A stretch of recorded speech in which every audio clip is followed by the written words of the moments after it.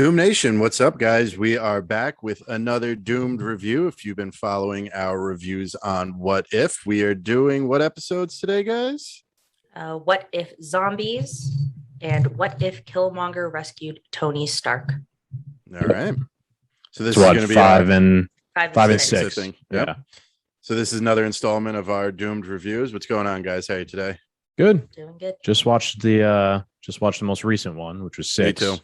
Yeah. So we're coming fresh off that, and the zombies was a week ago, so a little bit more stale on that, but I remember enough. yeah. I Let's remember get into it. Let's get into episode 5. What if zombies? zombies. I thought it was great. Okay. I liked it. It's my yeah. little bit of horror mixed with Marvel. Yeah. My favorites. I knew watching that. I was like, Shayne's definitely enjoying this. Yeah. I did like it too. I am still The Walking Dead fan. I still watch The Walking Dead, and it had a very Walking Dead vibe to it. Yep. In terms of like people on the road running from zombies, how the characters were dying off throughout the episode, just like in The Walking Dead, they kill every single character to the point where it's infuriating sometimes. So it had a very Walking Dead vibe to it, which I appreciated. Although The Walking Dead is not great anymore, I thought that What If Zombies was great, and they captured a little bit of the magic that The Walking Dead is missing. I am very far behind in The Yeah. Walking Dead. I think I gave up. I don't even remember what season it was. Glenn. Yeah, right no longer after. with us. Yeah. I Been a while. left with Rick. I got on that helicopter and left with Rick and never looked back. Yeah, I'm going to be doing, by the way, a doomed review of The Walking Dead's final series without the captain, probably, because you ain't going to watch it. But I when we get there, eventually we get there. will. When it's all on Netflix, I intend to go from episode 1 all the way through without the commercials. So, I mean, the episodes will be like 3 minutes long because, the commercials take up 59 minutes. Yes. So, but yeah, so back to, I completely agree. It had that good Walking Dead vibe. It was just random heroes. The cape was its own, Doctor Strange's cape was its own character. It really worked out well. And just how quickly the Avengers went down, I thought like that's like a real apocalyptic scenario. Because what made it so, the Marvel spin to it all was when you become a zombie, you still have your superpowers. Right. Like zombies just dragging their feet, biting people. Hawkeye is jumping around, shooting back at people. Zombies have never done this. Yeah, it was cool to make the zombies not just mindless drones, right? Very much like Z Nation. I don't know if you guys watched that one. Seen a few episodes. Sci-fi zombie show. I never finished it, but it was like every kind of zombie had their own kind of like strength. Okay. You know what it kind of reminded me of, Cap? Army of the Dead, which we also doomed reviewed. It was kind of like wasn't it the Avengers fought all these zombies and like everybody fought against it, but eventually they all lost. Well, the second the Avengers showed up, Captain America stepped out and Ant-Man bit him on the neck, and they went down. Yeah, it reminded me of Army of the Dead. Yeah, definitely.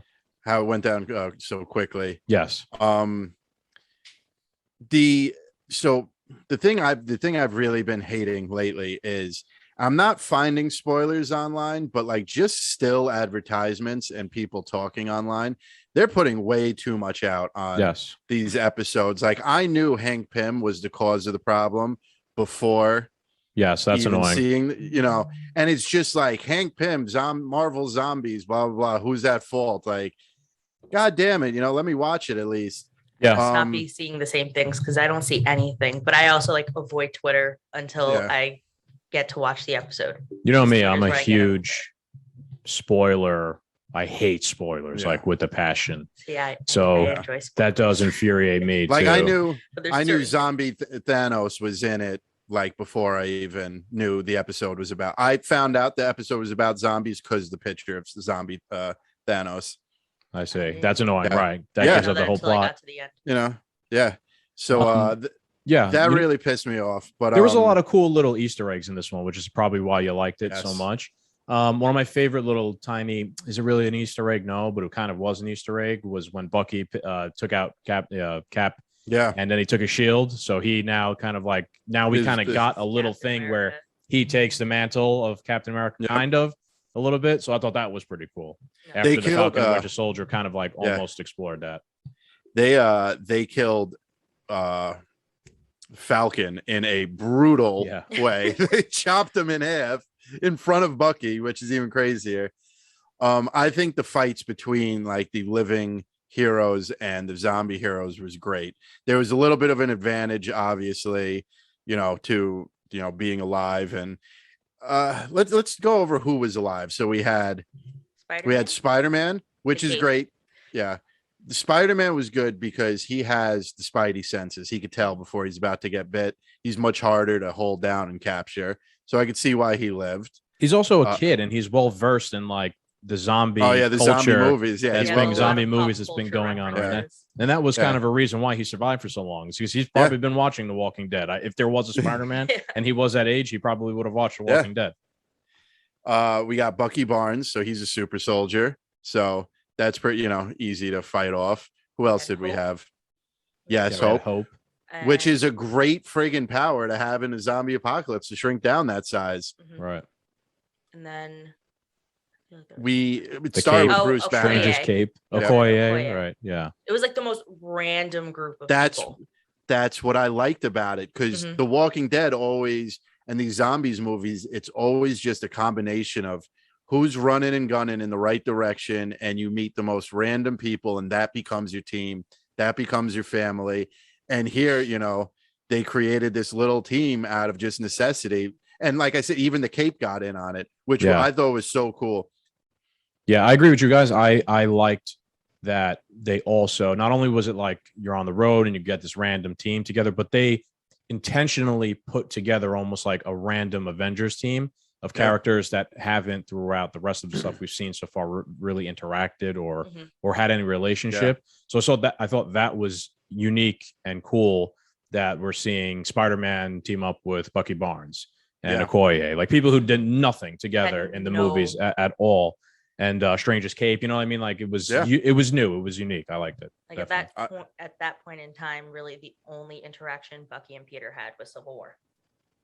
Yeah. Basically, right. On opposite sides. Yeah. It was cool to just see like a different iteration of an Avengers team in a way. The zombie fighting Avengers team. Yeah. But like also you got to think there's definitely other heroes out there too, because like the Thing is made of stone, Groot is made of wood, and Colossus is metal skin. So those are three big powerhouse heroes that can't get taken down in the zombie apocalypse. Yeah, but can they though? I mean, like, well, no, because they did show it because Bucky got bitten his metal arm. Nothing happened to him. Exactly. Right, and Vision. Right, yeah. Vision isn't even human. Repels. Yeah. Right. Because of the Mind Stone. I thought that was so smart. Like, what a good twist.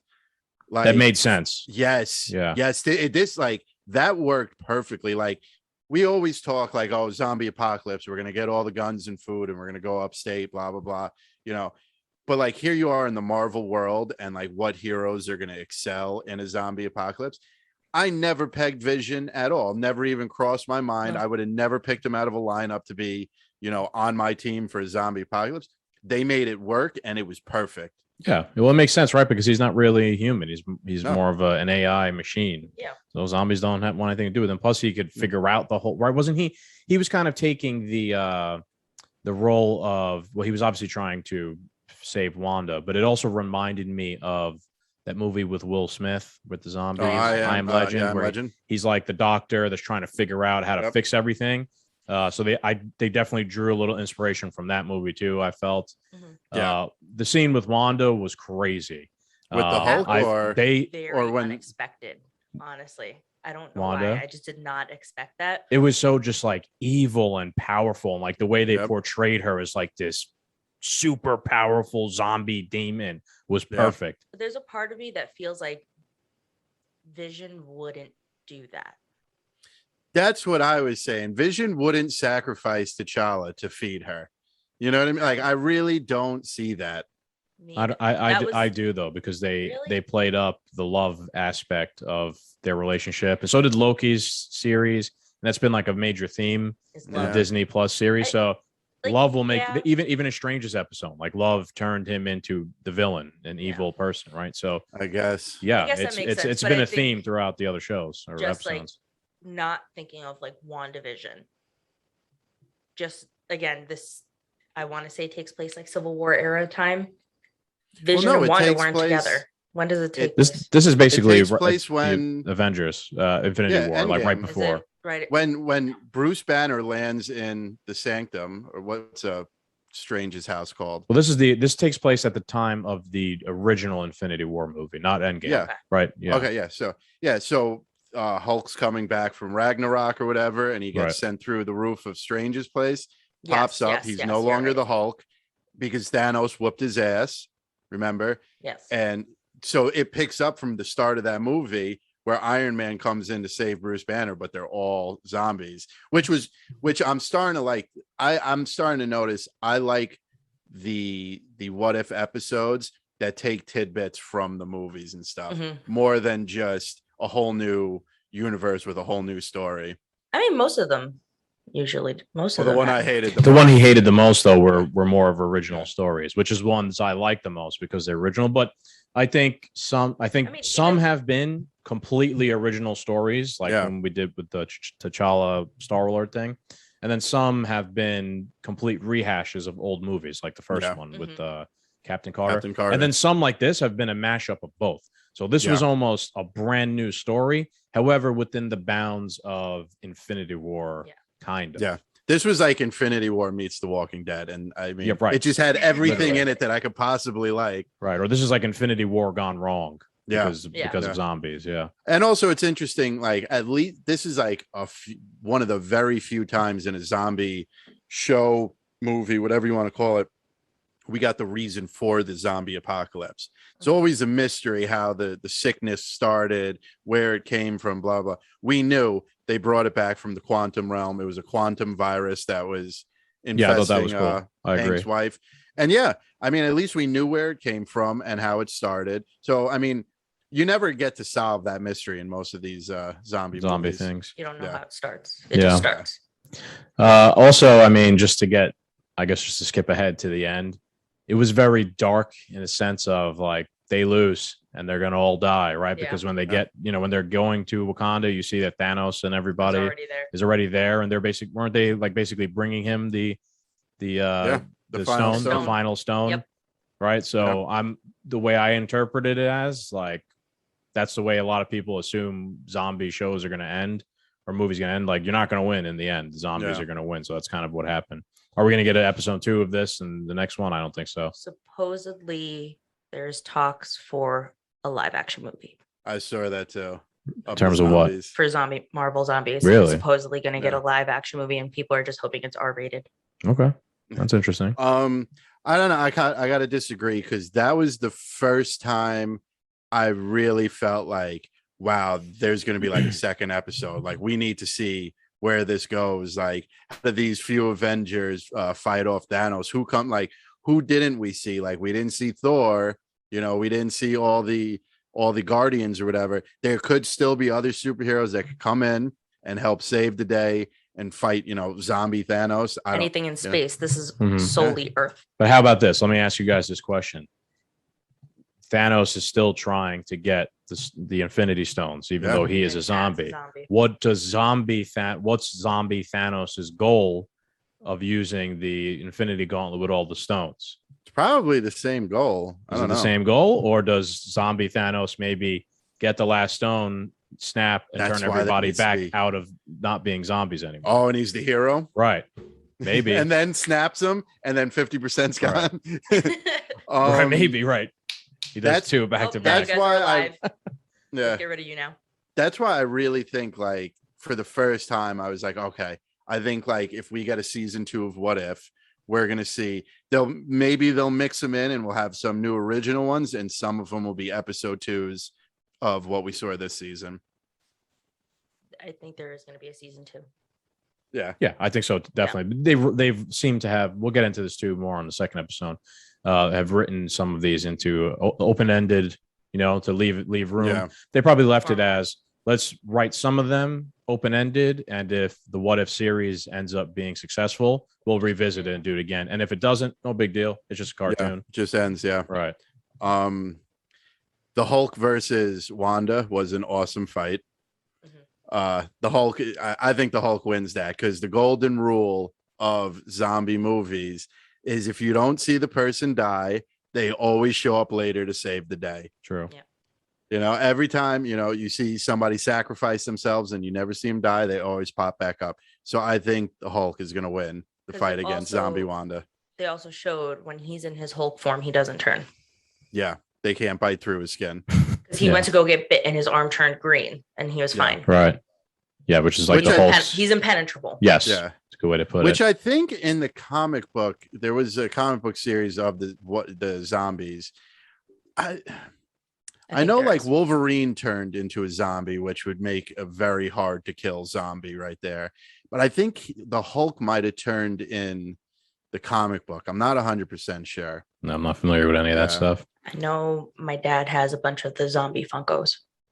Okay. I don't remember which ones he has, but I know he has a Wolverine one. So I know. They make if you watch our podcasts, they make a Funko for everything, even stuff that's never happened before. Yeah. They're making a killing right now because every episode of What If that comes out, they come out with a line of I just saw what that, an incredible business plan. I just saw that Spider-Man with the Strange Cape is going to have a Funko Pop. So that's pretty cool. So to speak on that, I knew that was coming for a while. I was kind of upset when I found out that this was the episode that Spider-Man wore the cape. I was hoping for like a What If series where Peter Parker, on top of being Spider-Man, gets the Time Stone and is now the Sorcerer Supreme. Like, or Doctor Strange dies and like Spider-Man's right there with him, and he's like, you have to take control of this stone. You can't let it fall into the wrong hands. You're the Spider Supreme now. I was gonna say the Spider Supreme. That would be a dope pretty episode, man. Cool ring to it. I mean, that's what I was expecting. I personally don't think Peter Parker is capable. He's not trained in the mystic arts. He's smart enough to learn. I don't think he has like the mentality to do so. I think he's smart enough to learn. Well, that's always, if you ever watch or read anything Spider-Man or all the cartoons with Spider-Man, it's always been, you know, the movies take away from it because they always casted an older person as Spider-Man until now. But until now. Yeah. So when you go through the comic books and the cartoons and stuff, it's always the battle of this adolescent teenager taking on way more than he could I mean, Tony Stark was a man when he became Iron Man. He was running a multi-billion-dollar warmongering business. He had experience around the world. For Peter Parker, it's always been this new struggle of being a teenager and being Spider-Man, and he always succeeded. So taking on the Time Stone and becoming the Sorcerer, maybe he could succeed. He's smart enough to learn. Going a little off, but I feel like the new, like the Tom Holland Spider-Man is kind of showing more so that he is like a child. Yeah. Yeah, that's been the other ones did. Like he's more like in tune with his emotions. Well, if you're gonna explore him behaving differently, What If would be a perfect place to do it, right? Something happens to him and changes the way he behaves or thinks or his motivations. Spider-Man has always been, a child. He's always been younger than everyone else. That got lost with all the Spider-Man movies. Yes, the older ones, right? Which is I thought they did a perfect casting for this one. Yeah, and also like to build him into like the leader in the future. You've seen like a full story arc of him going from like a kid to. I'd like to see in the future. Hopefully, Tom Holland sticks around for a long time. Yeah. I'd like to see future Spider-Man movies or shows or whatever where he now is an adult. And he's confident and leading the Avengers and team and whatnot. Yeah. And you'll have like this whole body of work where he goes from young, dumb, naive kid that people got to like reprimand all the time to like replacing Stark, Captain America in a sense. Or maybe he takes on really the Tony Stark role. With the Tom Holland Spider-Man, they have shown that he is actually really smart. Oh, yeah, he is. Yeah. Like I feel like with the other two, it wasn't really shown how like smart they are. Right. Whereas like this one, like he's like a scholar. Yeah, like he could be a replacement for Tony Stark, like fill that role of like genius tech guy. End of like Far From Home, he's already creating stuff. Yes. Like he already knows. Yeah. That'd be interesting. So what do you guys think? What do you want to rate it? Oh man, you guys want to go first, or you want me to? You go first. I am going to give it. I'm going to give it like an 8.59 up there. It had everything I liked. It came from, it started with, a movie aspect. I love zombies. I loved watching how the zombies had still had the super zombies still had their powers and were able to use them. I liked the whole storyline. I liked what they did with the Mind Stone, except for the fact that for whatever reason, the Mind Stone stopped working when Vision viciously ripped it out of his own head. I kind of feel like it's still an Infinity Stone. So if it was keeping zombies away from Vision, it should keep zombies away from Peter. Because he's or just from itself. Yeah, from itself. I think it's also just everything inside of Vision is what also amplified the stone, because he's a robot essentially. I think he was able to amplify that out, and now it doesn't have. It's the same thing with like the gauntlet. Like, yes, that's a good way to put it. It has to be in the gauntlet for you to use it. Yeah. Right, or he's manipulating the stone to have an effect that it doesn't naturally do, like a gun, right? You could put a gun on this table here and sit there and nothing happens, right? But you got to pick it up and fire it in order for it to actually eject a projectile. So similar concept, maybe. I think that was their thought process in that. Right. All right, I'll take that. But I thoroughly enjoyed. This was like the first one that like I watched, finished it, and like pressed play like right again and watched it all over again. Okay. I'm also going to do 8.5, 9. And I think the only reason it's not getting a 10 is I'm still not convinced that Vision would do that. Okay. Like that. Yeah. I can see Wanda doing that. I can't see Vision doing that just because he has the tendency to think more logically. Yeah. Whereas like, I can't he loves Wanda and we know that. He's more cerebral in his thinking. Yeah. I can't see him being like, you know what? I'm just going to keep this man alive. I'm going to go with emotions. Yeah. Yeah. You know what? He's not the type to make moves based off of emotion. Fair enough. I didn't really think of it that way, but it's almost kind of the inverse of what happened in WandaVision, because in WandaVision, Vision's dead. She takes his, body pieces or whatever, and tries to put him back together in a sense. This is almost the inverse of that, where she's dead and he's trying to like hang on to bring her back somehow in some sort of fake created reality. So I thought that I didn't even think of it that way before, but that really is kind of what it is. So I think that's pretty creative there. And that's actually going to bump my rating up to a 9. Very good. Enjoyed it. It was clever. Had they did a Walking Dead episode better than The Walking Dead has been doing it. So maybe The Walking Dead needs to watch this. Bring in Spider-Man or a cape. No, I don't know. They kept it. Well, there, of course, it's Marvel, so I enjoyed it more. But I don't know, like they just had the zombie recipe right, which The Walking Dead has not for a long time, even though they're a zombie show. So, and also, I think a one-legged T'Challa is still a pretty dangerous. They kind of like made him super weak all of a sudden once he lost his leg. Well, he can't run. Yeah, having one leg in a zombie apocalypse, man. You're pretty down the river without a paddle, as they say. Look what happened to Herschel. Yeah. Yes, there you go. All right. Yeah, but Herschel wasn't the Black Panther. That is true, but still. True. He was an old man, having old farmer. one leg, though, you can't really get very far. Yeah, I agree. You can fight him off in close combat, but that's only going to get you so far when you're overpowered. That's a huge handicap. No pun intended. All right, so on to the next one, which was what if Killmonger rescued Tony Stark? I just want to start off by saying I loved this episode. Me too. I think this was my favorite. I'm going to have a very different approach to breaking this one down than you guys, I think. Maybe not you, but you definitely. So I kind of want to hear your guys' thoughts first before I get into this. I will say when it like started, I was like, out of all people to rescue Tony Stark, why would it be Killmonger? Like it didn't click. Well, that made sense to me almost because he was a Navy SEAL op, right? That didn't click. I don't remember from the movie. I saw where they were starting it, and I was like, "Oh, duh, he was in the military." Right. But like just from like the title, I was like, "How?" And then it clicked, and I really enjoyed the concept because it, like, you started to root for Killmonger a little bit more than you did while watching Black Panther, And then like, no, it just goes to show he still had the same mentality no matter what. It was just different. He went about it in a different way. But I think the one thing I don't like is that we don't have Iron Man. Yeah, Iron Man never existed because of this. Because he got rescued. The only reason he became Iron Man was because he was captured.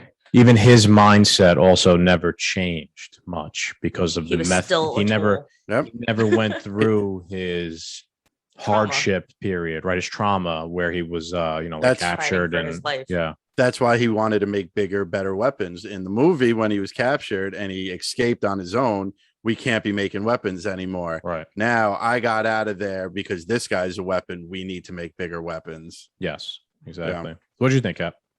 I really liked it, but I liked it for the story. I thought it was a very smart, it's like captivating story. Killmonger's really not one of my favorite characters.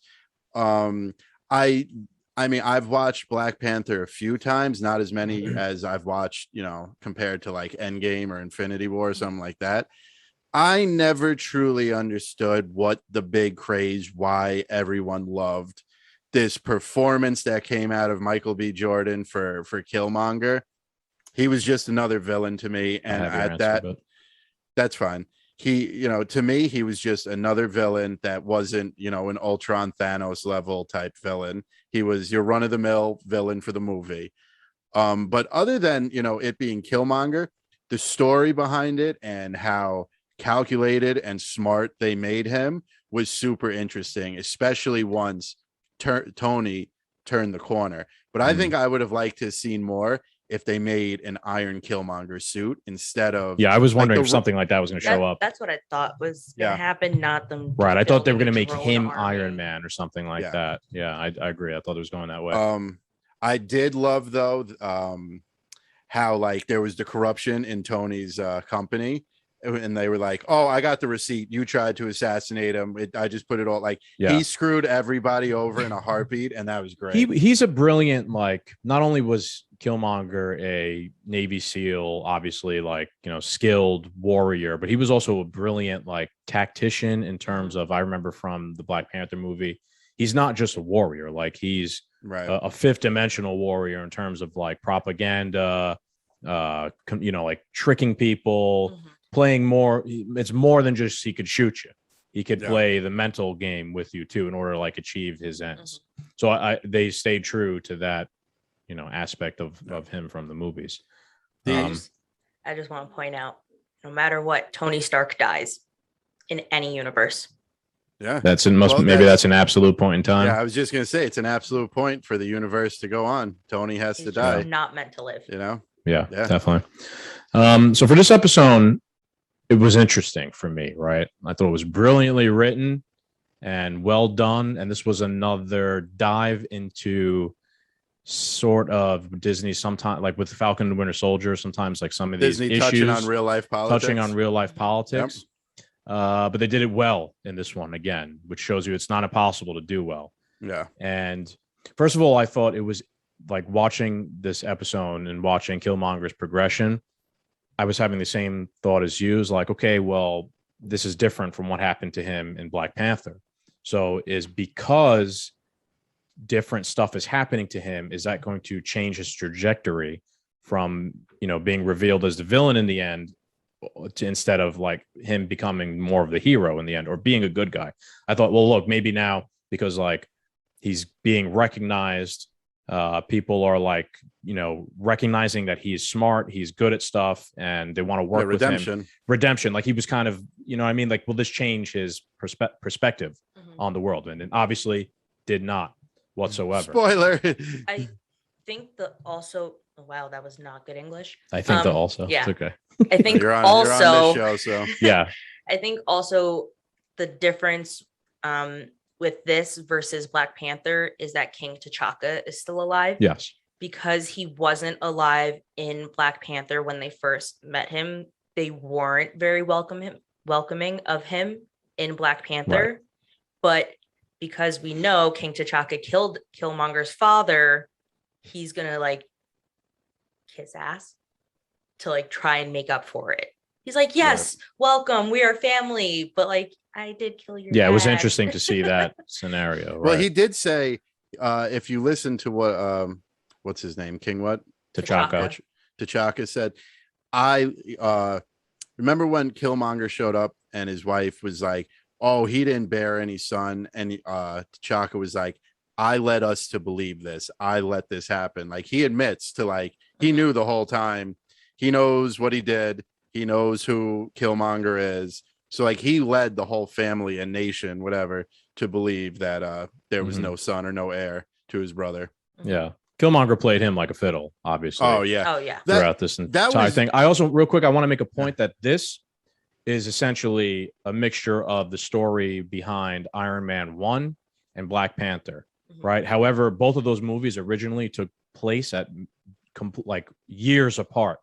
This iteration brings the storylines of both of those movies up way closer, up to Iron Man 1. So the story is taking place during the time period of Iron Man 1, and they brought Black Panther's storyline up into that time, which explains why Shuri is just like a little child, basically, and that she's much younger, because it's about, when did Iron Man come out? 2008, right? So it's almost like 10 years before when Black Panther, we originally know, like, the year that it happened, which was 2018 or whatever.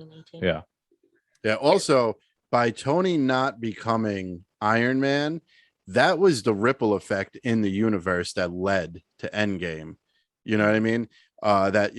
That put Earth on the map. Because what was that saying? That now that there's champions, it calls through the universe for challengers or something? Yes, right. I think that was a Civil War. We invite, our presence invites challenge. I believe that's what the Vision said. And wise quotes from him. Tony never became Iron Man. There was, Shield never went after the Avengers Initiative, and and it never became undone. So Wakanda had its own brand new timeline. Wakanda's always been around, even when Tony got caught in Afghanistan. They're ancient civilization. So it's interesting to see how, like, it's a whole new turn of events. Yeah, I really so to go back to answering your question before, or you never understood why people liked Killmonger so much or liked his character so much. I'll be honest with you, it's political, and it has to do with stuff that we talk about in our normal podcast all the time. It's because Killmonger's character is based in critical race theory, right? Look at this. Yes. So without getting too philosophical or too political here, Killmonger, even in this episode, had a literal exact critical race theory quote almost when he killed Tony Stark. And I forgot exactly what Tony said to him, but Killmonger's response is, the difference between you and me is you can't see the difference between you and me. That quote is literally embodied in critical race theory. Tony Stark didn't see Killmonger as a black guy or anything like that. No, he didn't see him as a black guy. He saw him as a guy qualified, I want to work with, has merit, right? Killmonger has merit. Killmonger is looking at everything through the lens of race, as critical race theory teaches you to do. And that's exactly what he's telling him. You're seeing me colorblind. I'm seeing you through the lens of color. You're white. You're the oppressor. I'm going to continue on my mission to punish everyone around the world who was the oppressor. Yeah. Well, that was his problem in this episode when he talks to T'Challa's ghost once he becomes the Black Panther. And just to elaborate on that more, sorry to cut you off, but just elaborate on that more, the story of Killmonger and T'Challa takes inspiration from Martin Luther King Jr. and Malcolm X. Not to get too philosophical again, but I'm dead serious. Like Killmonger kind of represents Malcolm X, and T'Challa represents Martin Luther King Jr., where it was more of like colorblindness, forgiveness, work together, and militant, get revenge. The only way we're going to like fix things is by violence, which Malcolm X's like method. That's literally what T'Challa said. He goes, so you want to fight suffering with more suffering. I will say though, I did get emotional seeing T'Challa on that was all well plane. done. I was like, oh. Yep. That looked beautiful too in cartoon form. It looked great even in the movie and live action, but in cartoon form, they nailed like the color scheme and reminded me a little bit of like The Lion King, like the very colorfulness of it. That was the one thing I said while watching Black Panther. I was like, I'm getting very Lion King vibes. T'Challa had a great line from the Great Beyond, though. He's like, power that's unearned will corrupt you either out there or on this plane. So basically T'Challa is like, once you're gone and you come here, you now have to deal with us. Like, the old Black Panthers know what you did, to get this power, and you're never going to be able to rest after this. How true is that statement? Yeah. How well written was this episode in general, right? In terms of, even like I said, stuff that we talk about in normal time. There's a lot of things that apply. Yeah. I mean, it works. I see now, like, still Killmonger's not one of my favorite characters, but I see, like, with what we know from the Black Panther movie and what goes on in the real world, this was a very well written. Yes, it is. My one criticism is going to be Michael B. Jordan, bro. You got to do better on your Wakanda Forevers. They were so lacking compared to Chadwick Boseman. But I also hit the emotion when he says it. I also want to point out he is saying it with an American accent. So I feel like it just hits different. Yeah, but he doesn't have the same love for Wakanda. Yeah, no, he doesn't have any. He hates Wakanda.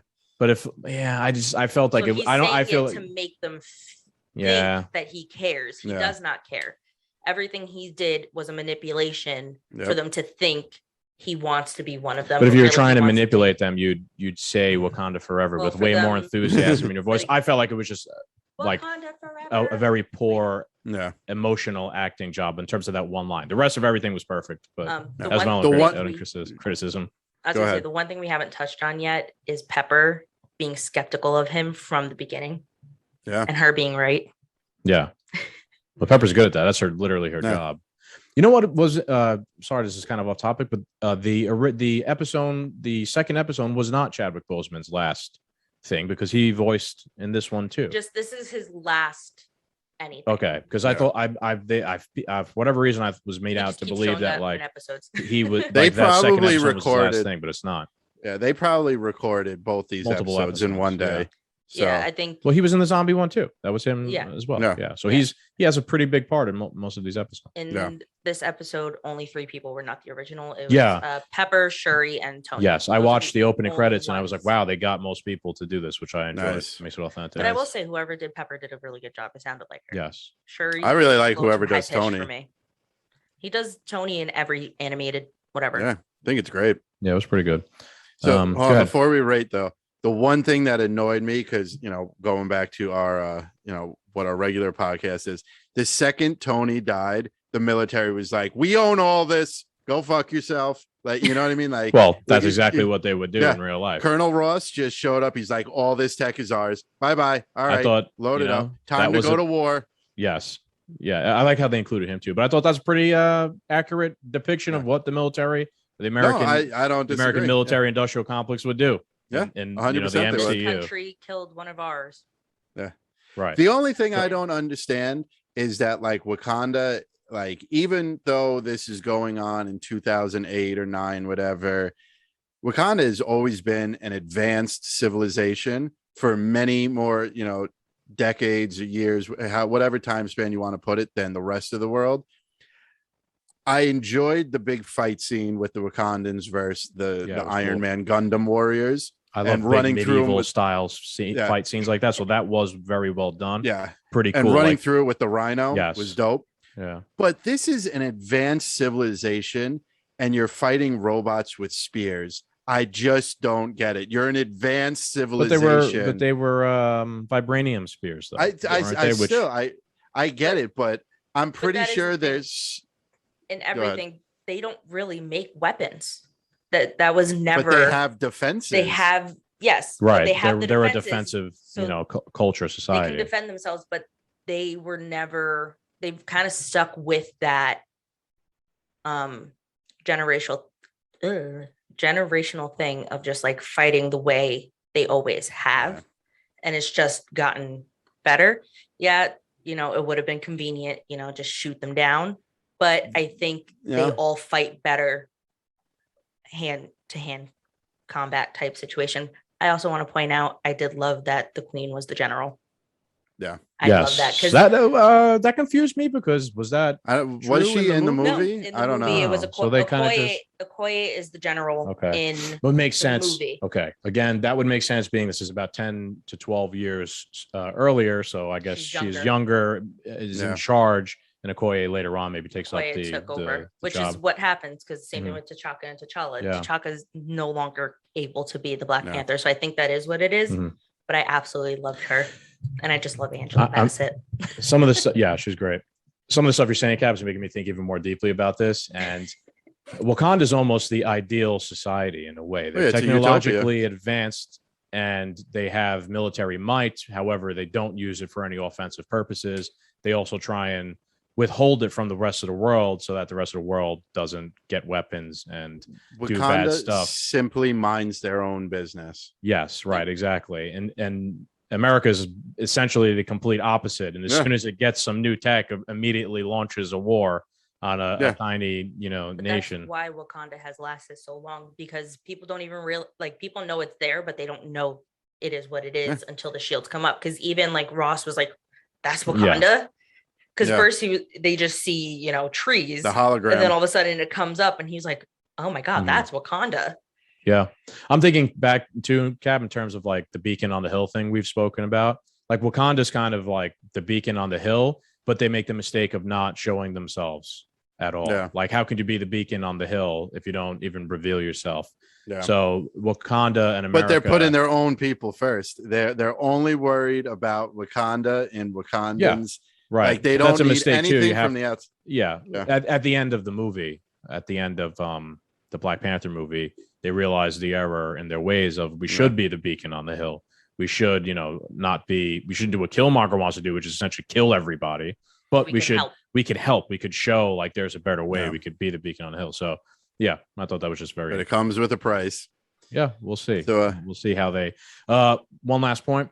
Interesting how because T'Challa dies, they do a funeral for him. I wonder if we're going to see a reiteration of that in live action. I think so. In the next Wakanda Forever movie. I'd be really surprised if there's no funeral scene. Right. So I think we getting a glimpse into something we're going to see in the future in the real movie. So I wouldn't be surprised too, because so how like with the episode where the Avengers die and the Hulk fight scene I said was taken from the Hulk movie, and then so they put the new Hulk in that scene or something. I wouldn't be surprised if in future movies we see scenes taken out of What If and put into the universe. It might not be the same story path as inspiration. It's the same setup. It's the same storyline, the same placement of it. So we could very well have just seen what the funeral in Wakanda for Black Panther would look like. Yeah, maybe. Yeah. That's what I was thinking. All right, what do we want to rate it? I'm going to do a 9 out of 10. I really love this episode. I think out of all of them so far, this one has been my favorite. Like I just stared at the screen and I was like, "Oh my god, I love this!" But I also did really love Black Panther, and I'm excited to see because they left this open ended, and I've seen a picture of Shuri and Pepper together in a future episode, and Pepper's like holding a gun. So damn you, your spoilers. I'm sorry, it's on the internet. Yeah, but it could be a different universe. Right. It could be something different. But I'm saying I thought Spider-Man was going to be. Yeah. They left it in a way that it's going to keep going. I don't think they're going to continue any of these episodes again in this season. Not in this season. So, there's only 3 episodes left. Right, like you're saying, Cap, that could be a different. 2. No, well, whatever you saw could be one of the other episodes, completely different timeline, different story, and maybe they're even showing you that to throw you off a little bit. Yeah, because this is What If. There could be, for all we know, it could be Spider-Man versus Captain America, and Pepper Potts saves the day by shooting. You know what I mean? Like, right. One thing we didn't point out: the Watcher. He's there. Like his whole face was the sky. Yeah. This whole episode. And we were saying last time that we feel he's getting closer and closer with every episode. Interfering or something. And this one, he was like front and center. Like you couldn't miss him. Yeah, but since the Strange episode, he hasn't really interacted or done anything. I don't think he interacts unless it affects time. And so far. But he never really interacted at all. I mean, but I'm saying interfered. Sorry, not interacted. But Doctor Strange was the only one that fully affected and destroyed an entire timeline to the point that it's gone. Yeah. The rest are just keep continuing and he's just watching it. Mm-hmm. I think he did interfere, and that's why the Doctor Strange universe ended, because he started pulling back now. You know what I mean? Mm-hmm. I think we're eventually going to see my prediction for him towards maybe the last episode or something. We're going to see some type of interaction with him, or something's going to be revealed about the Watcher. Maybe this whole series is kind of his story, his point of view. Well, technically, every comic book you read, every cartoon you see, every Watchers movie are there we watch in the background is the Watcher's adaptation telling us what happened. You know? Gotcha. Okay. So, I'm going with a 9 as well. It was great. I would have really liked to have seen a Killmonger Iron Man suit. The Gundams I think they could have made the robots look a little bit cooler. You know, Marvel's done a lot of cool stuff with their CGI throughout the movies and all that stuff. So that was really just pulled right out of the anime. You know, I think they could have done something a little bit cooler. The fight scenes were great. The conniving and the secrecy that, Killmonger fooled everyone was great. So I'm giving it a 9. All right. Just to point back to the drones, they kind of looked like the ones from Iron Man 2. Yeah, I got that feeling too. I don't remember them for some reason. They the same head, because remember, it was the head. He rips it off, that's and why he's I was like, "You can't get in these." And he's like, "We're not going to have people in them." Yeah, okay. I think this was a good combination of Iron Man 1 and 2. Yeah. Well, it sped up. It sped up the process. Sped up the process, right? Yeah. Put the two minds together and you speed up the timeline, I guess you say. I'm going to give it a 9.9. I enjoyed everything about it. It was deep. It was philosophical. It was Marvel. It was interesting. It's only losing the 0.1 because of Michael B. Jordan's lackluster Wakanda Forever. Anything can knock you off the top. It was distracting. When you distract me with something, you immediately lose me. So his Wakanda Forever was so, like I said, lackluster. I was like, oh my God, he's acting. You know what I mean? I noticed he's acting, which is not a good thing. Again, I think it is just to show. Oh no, I get you. I get what you're saying, but it just wasn't. I don't know. Not what he wanted. Yeah. Yeah, it wasn't. Yeah. So 9.9. Enjoyed it though. It was great. It was fun. All right. Yeah, 2 good episodes back to back. Yeah, these were 2 great episodes back to back, I gotta say, man. Yeah. All right. Wrap it up. Doom Nation, I hope you guys enjoyed that doomed review of Marvel's series What If. Shayne and Scagz, thank you guys as always. Make sure you guys like, share, and subscribe, and check us out. We're gonna be on hiatus this week in terms of normal political episodes. We were on the Sergeant and Samurai podcast, so go check them out if you want to hear us talk about some political stuff this week. Yep. All right. Make sure you like, share, and subscribe as always, guys. Thank you. Later. Bye.